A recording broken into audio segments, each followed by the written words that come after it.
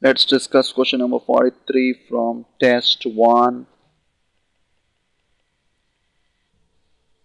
So let's read the question. Consider a steam pipe of length 20 meters, inner radius R1, outer radius R2, thermal conductivity. So this is a question from heat transfer. So let's now again read the question. Thermal conductivity, the inner outer surface of the pipe are maintained at average temperatures.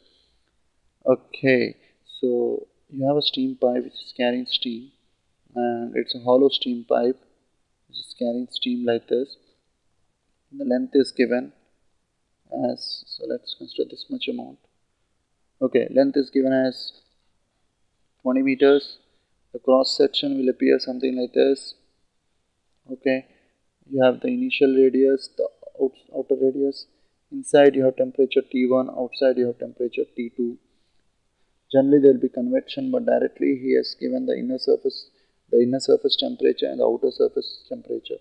So basically if I take some portion of the pipe, say somewhere here, so the inner surface you have temperature T1, the outer surface you have temperature T2. So heat goes like this. It's a radial heat transfer in a cylinder, and the derivations for radial heat transfer is something like this. So this is a conductive resistance.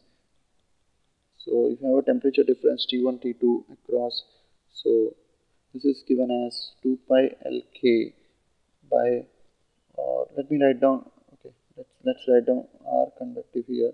So this comes from the derivation for radial heat transfer in a cylinder, and this value is ln R2 by R1 2 pi Lk. So this is your conductive resistance, and the entire equation would be like this: 2 pi Lk delta T by your ln R2 by R1. So this is heat transfer, amount of heat that is getting transferred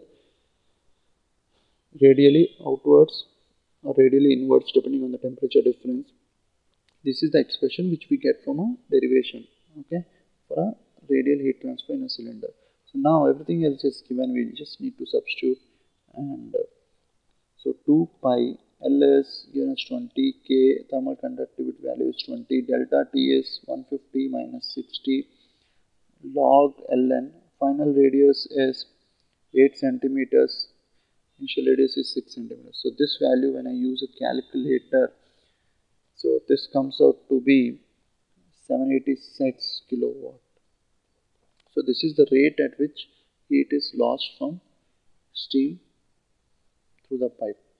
So 786 when you use a calculator, it's just a direct application of the formula, but only thing is you should know the formula. Okay, so the answer is A. Thank you.